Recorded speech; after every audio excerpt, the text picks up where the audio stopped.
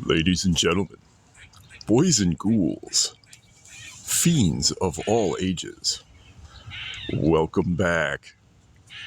I'm your host, Anarchy Ass. We are back in Riverside, Illinois today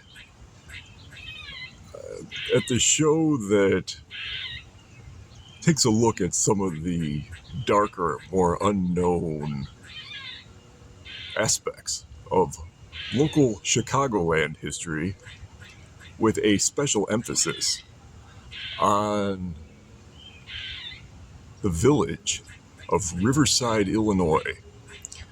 Why a special emphasis on Riverside, Illinois? It is, in addition to being a town that I personally know a lot about, the first planned American suburb. And as such, it is just overflowing with local history, much of which is unknown and neglected or forgotten about by the mainstream eye and the mainstream mind, overlooked by the mainstream eye. One of those episodes in local history we're going to look at tonight, because off in the distance is the residence of this man. This is Dr. Richard Seed. Who is Dr. Seed? This is the developer of human cloning. He resides here in Riverside. We're going to go to his house. But first, a little more about who he is. He was the subject of national news back in the late 90s, 1998 specifically, but is now unfortunately overlooked. I'm in a little park area that is just undeveloped, and I often wondered what this is. It's been sitting here since as long as I can remember.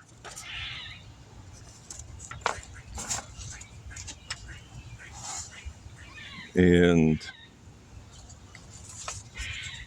is oddly enough right by his home.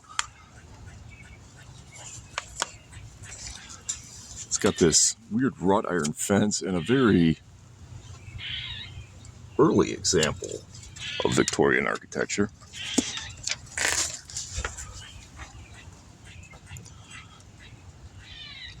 Seed was born in Chicago and was born in the year 1928, so he's now 94 years old. He graduated from Oak Park River Forest High School, the alma mater of Ernest Hemingway, among others, before attending Harvard University, earning his undergraduate degree there in 1949.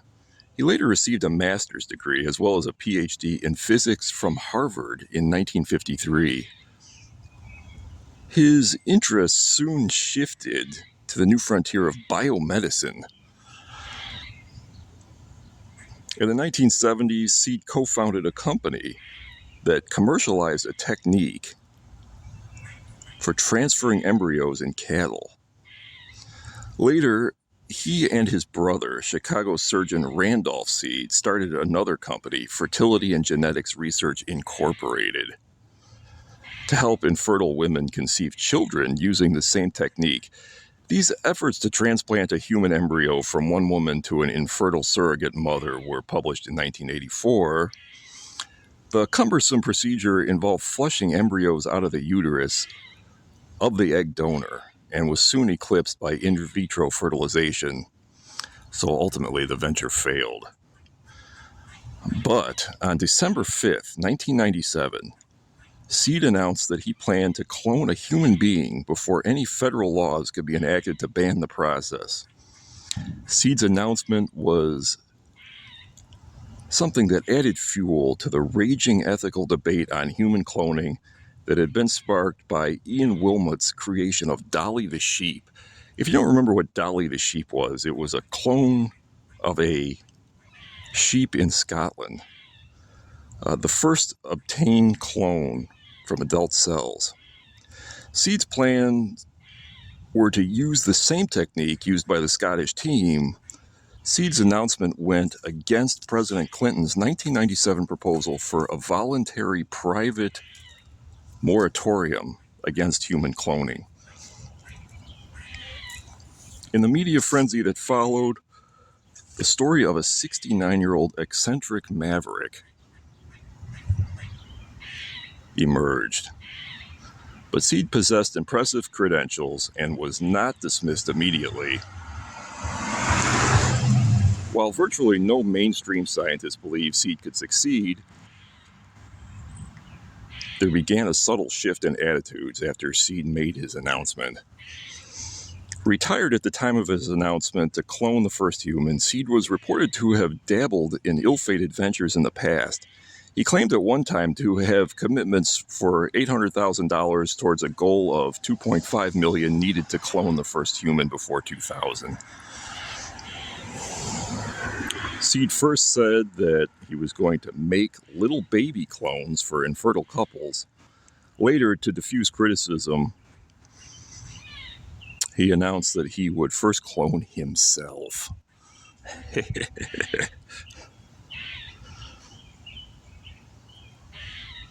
Still later, he announced that he would recreate his wife, Gloria. He told National Public Radio correspondent Joe Palca in December 1987, God intended for man to become one with God. Cloning is the first serious step in becoming one with God. So weird God complex statements going on. In a later interview on CNN, Seed elaborated, man, he said, will develop the technology and the science and the capacity to have an indefinite lifespan.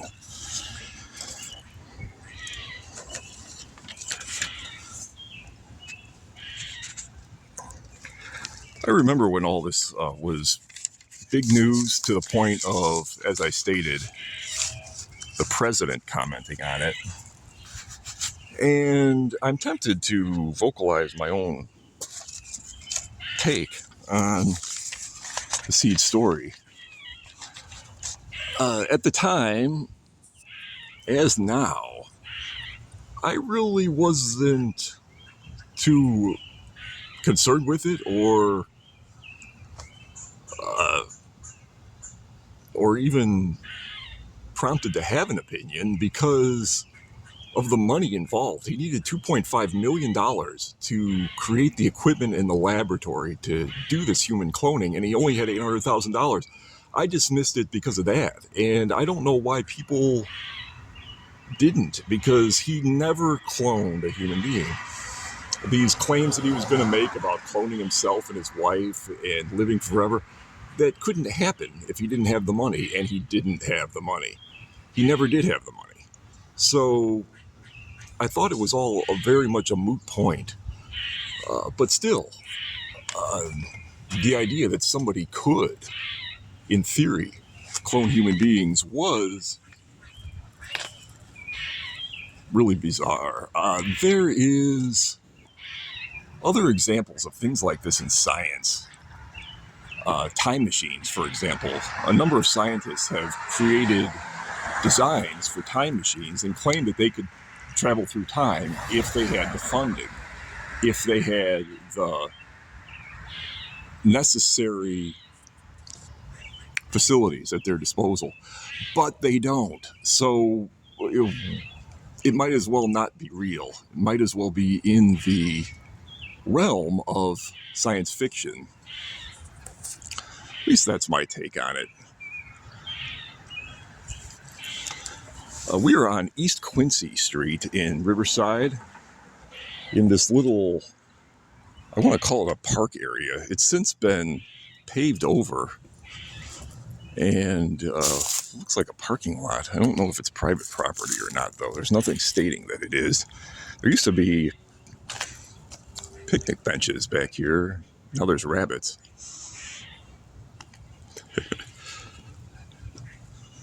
It used to be a nice little park to sit in. Hi, guys.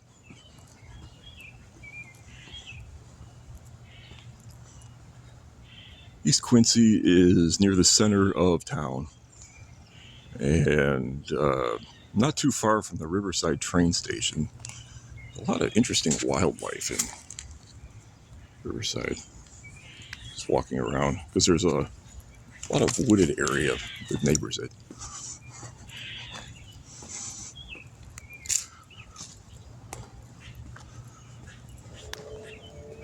We're going to exit this park and turn right, which is east on East Quincy. There's another Quincy in Riverside that I don't want to confuse this with. So this is definitely East Quincy. And we're going to proceed down the street.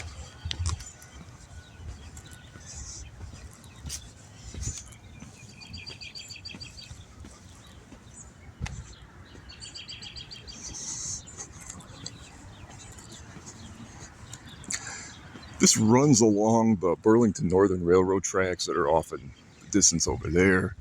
So a lot of these homes are newer, especially after you get away from the center of town. They're really more mid-century modern.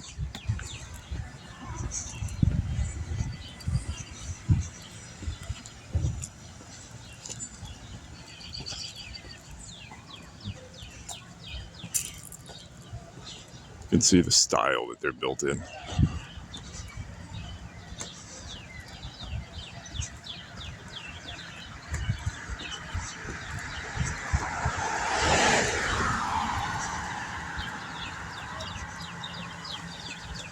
It's an almost bunker-looking mid-century modern style.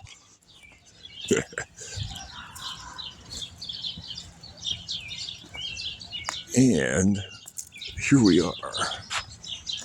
This is 79 East Quincy in Riverside, Illinois, the home of Dr. Richard Seed, inventor of human cloning.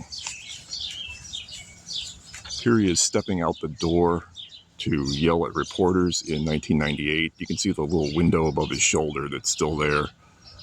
1998, present day. 1998, present day. As I stated earlier, Seed was originally from Oak Park, and when he retired, he lost a lot of money sinking it into this human cloning venture and moved into this less valuable home in Riverside, even though it's not cheap to live here. But his home in Oak Park was much more extensive. When you walk around to this side, you'll see this impressive house. Much older. Remnants of what was once a flagpole.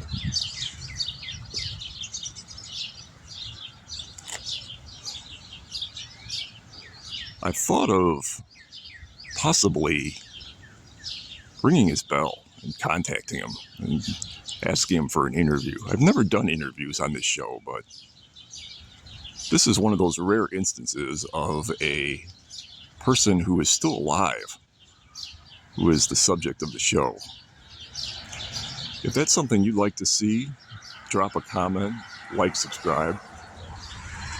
This home's built in a very simplistic mid-century modern style. It's got the glass block windows, the side of the house. It's got a satellite dish too. I think that this probably dates from the 1950s or 60s. Poured concrete stairway.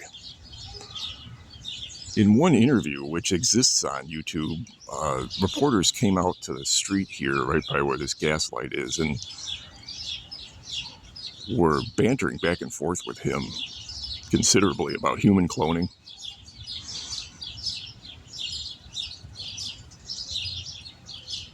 And that footage still exists. He was about 20 years younger then, but was still a senior citizen. Actually, more than 20 years.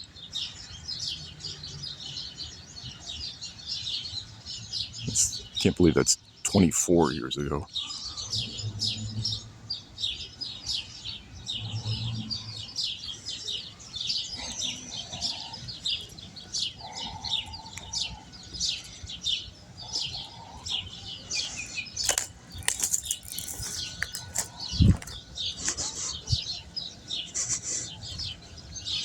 There's a side door to this house. It empties out into the driveway. I'm not clear if this is the neighbor's driveway or his, though. So, I'm getting attacked by mosquitoes here, so we're going to exit the area temporarily.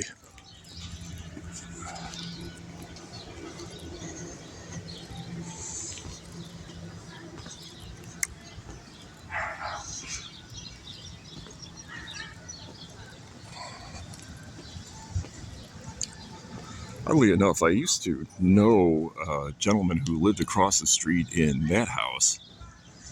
And in the entire time he lived there, he never once mentioned ever seeing Dr. Seed, who I don't want to call a recluse, but I do think that he avoids the spotlight now, unlike in the 90s.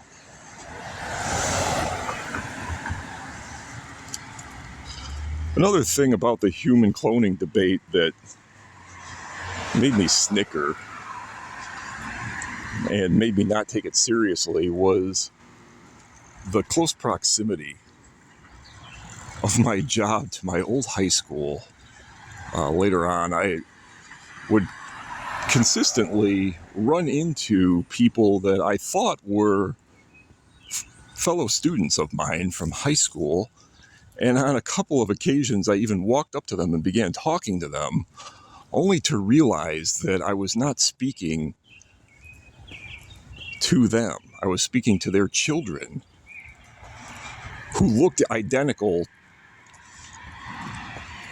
to their parents when their parents were their age. And while a naturally conceived child is obviously not a clone, there are children who look so much like their parents that they might as well be clones. They have at least 50% of the genetic makeup, and seriously, some of these people were indistinguishable from their parents at that same age. And probably from their parents at any age once they reach it. And that made me question too how far away from cloning natural parentage really is. And there is, of course, the debate over in vitro fertilization, which isn't too much different from that, but that's totally legal. I don't know if federal legislation ever was passed to stop Dr. Seed, but as I stated, it really was a moot point. He didn't have the funding then. He doesn't have it now. I don't know why nobody followed in his footsteps. As far as I know, he was never again involved in any genuine efforts to clone humans, let alone himself or the other claims that he made.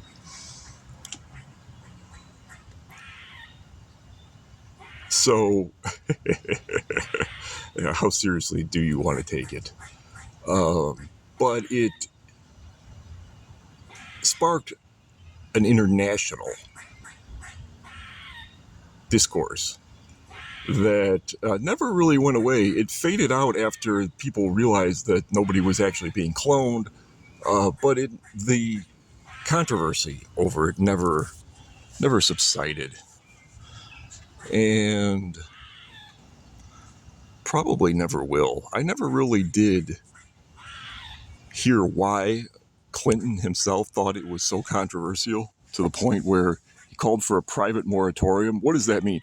That means that he wanted scientists to voluntarily cease and desist, so to speak, when it came to cloning.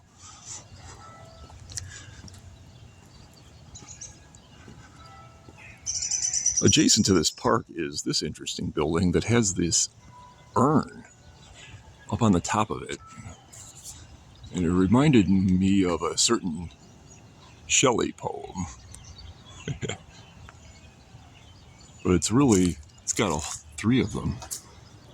And I think they're planters. But it's just a garage on the base, and maybe a little living area next to it, possibly an auto garage. It looks to date from the 1930s or 40s, and still has the shop-like door on it. This is at 51 East Quincy. So there's some other interesting tidbits. The street also houses the Quincy Street Distillery, which is worth visiting. They make a bourbon spring whiskey inspired by the story of the Bourbon Spring here in Riverside. I've done a separate video on that. If you're unfamiliar with the Bourbon Spring, please watch that video on my channel. In fact, we may be able to get a look at that distillery. They make a wide range of alcoholic beverages here. Yeah, here it is. It's got this interesting sign with a gas light present. Get a better look at it from the other side.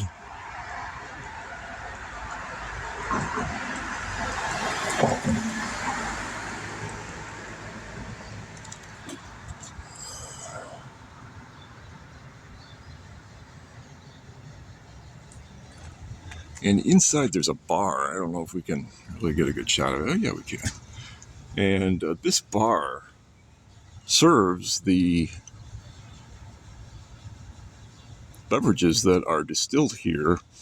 My only issue with it is that it closes somewhat early. It doesn't go to your normal 2 o'clock in the morning or later as many other bars do. You can see it's closed right now. And it too has this auto garage look to it, and I think that's what it was originally, maybe even a firehouse. I'm going to back up so we can get a better look at this building that also looks to date from the 30s, possibly the 20s. And I want to say if that wasn't an auto garage, it was an early firehouse. It still has the rolling garage door entrance. It's now, of course, closed because it's a distillery. And there's an extension on it that goes over here.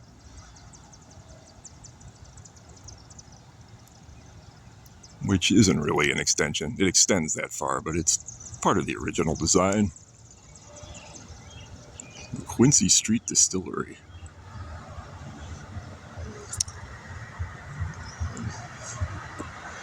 I don't know if Dr. Richard Seed ever drank here. This did not exist in the 1990s when he was at the height of his controversy.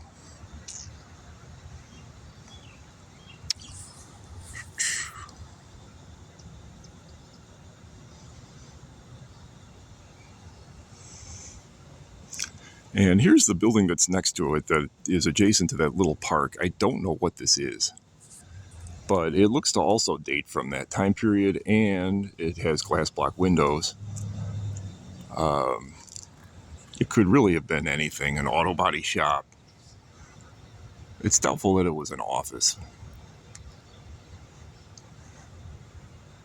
Incidentally, if anybody knows what this originally was, feel free to drop a comment. It's also okay to contact me on Instagram if you're not comfortable commenting publicly.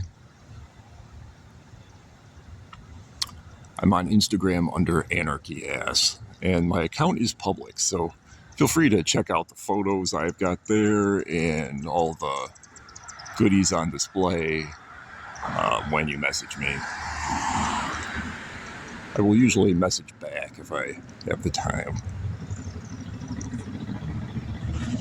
Speaking of time, we're running a little low on it. Here's your token noisy motorcycle. It's got to be one of those in almost every episode. If we walk over here, we'll see some interesting glass work from Higgins Glass. And this is handcrafted glass that's also been here for many years. And there's some great examples of it in the window.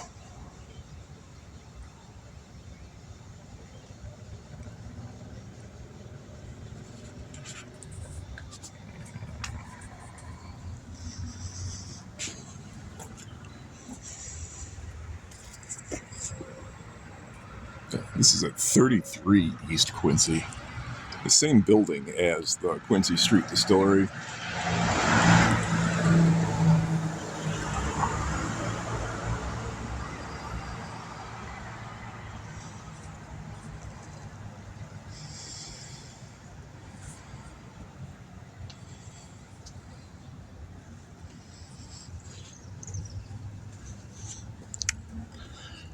And speaking of art, across the street is the Free Art Gallery.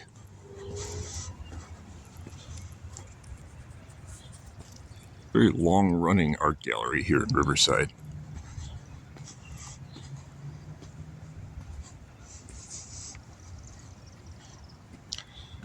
And they run different exhibits from time to time.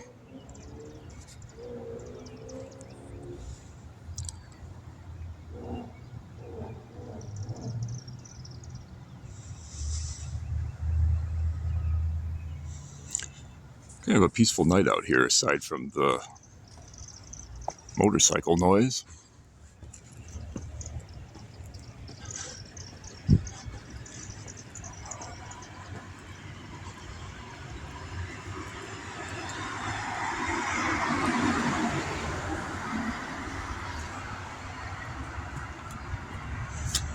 Unfortunately, we can't really see in there very well, the low lighting.